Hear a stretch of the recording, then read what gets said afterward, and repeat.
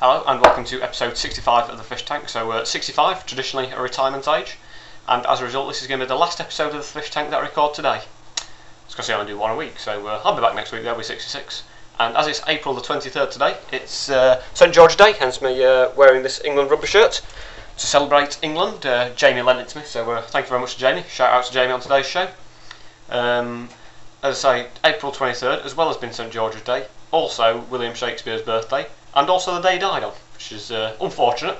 Hopefully before he went he'll got a nice send off and had a chance to open his presents, but I can't be certain of that. It's a bit of a mixed one, you know. But yeah, as I say, it's 65, but I'm not going to be retiring. It's going to be tricky to get me to retire and leave. Yeah, I imagine myself as being like Tony Blair or a man with severe constipation. I am actually neither of them, just in case you're wondering. But there you go. But I have a letter to read out that someone sent in. Before we get started, it says, Dear Fish Tank, on the last 3 weeks' episodes you have mentioned Fleetwood Mac.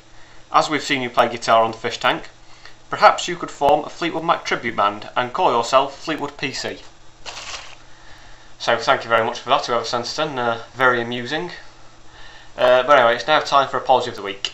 On last week's show I made comments about Max Mosley, the head of the FIA, who has recently attempted to basically sue everyone who's made false allegations about him. So apologies if anything in there was false. Don't think it was, but you know, just in case, got to cover me back. I actually saw what he said in Sunday Telegraph the other day, where he said that so what if he has a strange private life and uses prostitutes? There's nothing illegal in it, although I thought that using prostitutes was illegal, but what do I know? I'm not a policeman, and I've never done it myself either. And he also says that he's not going to resign from his post and he's not brought the sport into disrepute. Although if a driver was to do that, you'd expect that they'd probably get severely reprimanded, but there you go. It's possibly different if you're in a position of authority. So what's been going on this week anyway? John Prescott has been in the news. Apparently he's bulimic, and after having something to eat, he throws up as a result. So you can only begin to imagine how fat he'd be if he actually kept all the food inside him. You know, I suppose it's nice of him to sort of bring it up now once he's and sort of like publicise bulimia and sort of like be a high profile sufferer of it. But I don't know. The thing is, what annoys me about it is though that he just submitted an expenses thing with a food bill for £4,000 getting paid for by the taxpayer, and as a result, like he throws most of it up. Yes, I mean, are we just paying money for him just to be sick? I mean, I don't know. I'm not sure whether that's right. But also in the news, the Pope has visited the USA. It was a case of Pope in the USA. Sounds like a Bruce Springsteen song. George Bush went and met him. He gave him a couple of gifts, you know, a Pope soap on a rope, or a Pope on a rope if you like.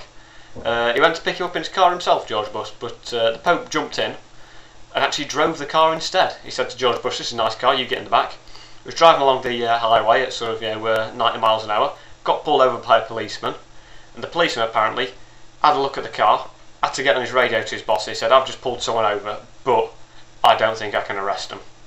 He goes, "Well, why not?" He goes, "He's a very, very important person." He goes, "Well, how important is he? Is he more important than Michael Jackson?" So he goes, "Yeah, he's more important than Michael Jackson." And he said, "Well, is he more important than the President of the USA?" He goes, "Yeah, he's more important than the President of the USA." He goes, "Well, who is he then?" He goes, "I've got no idea, but he's getting chauffeured around by the Pope, he's got to be important." The Pope also is actually one of the people, because the Vatican is involved in the FIA, who could or could not be involved in whether or not Max Mosley has still got his job. We shall wait and see. Apparently the Pope gets to decide, saying that if he's involved in Nazi orgies that could be a terrible thing and he should be sacked and this, that and the other. Bit harsh, bear in mind the Pope was himself actually in the Nazi youth organisation, but apparently he was forced into it, so he's allowed to get off on that. So also in the news, Gordon Brown has been visiting banks. He's been to visit mortgage lenders. Apparently he's not after a mortgage, is just to point out, although he could actually be moving out soon. We'll have to wait and see on the results of the next election. But he's been telling them to pass on the interest rates to the customers and all that kind of thing. But also, it's worth pointing out, this credit crisis is absolutely terrible, because a lot of city bankers, they're going to lose their bonuses, and that's not good. I mean, I went into a bank a couple of weeks ago, and I always wonder when I'm in a bank, you go in, you can rob the bank, but you can't nick the pens because they're tied down. And you try and get out of a bank, you know, oh, you're not allowed to, it's not an automatic door, but you've got to push a button to operate it. Could ever make sense of that. So anyway, it's time for the Celebometer this week. I would like a Liverpool player on the show, possibly John Arne-Riise, after he scored his own goal yesterday.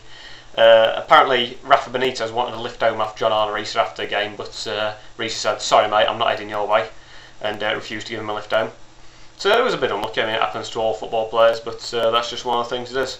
Benitez has been criticised for his squad rotation system, but he has to rotate the squad, so the people who burgle Liverpool players' houses, you know, can't be certain as to whether or not they're going to be in. So it's good tactic from Benitez. He's looking after his players' safety. But I mean, a lot of Liverpool players moan. That's one of the things that annoys me about Liverpool. But there you go. It's Liverpool, I suppose. You know, it's good footballing place, but also it's more predominantly known as a Docklands, I'd say. A lot of ships arrive in Liverpool, although the Premiership's never actually arrived in Liverpool. But that's another story entirely. So a Liverpool player could appear on the Fish Tank. We'll see. And it's now time for headline of the week, the headline is Lesotho women make beautiful carpets. So that's from Bangkok World, which sounds painful. Bangkok. Yeah, it's a bit unfair walking across the Lesotho women, or just lying her down on your floor and walking all over her. It's a bit unnecessary. And quote of the week this week comes from Rio Ferdinand.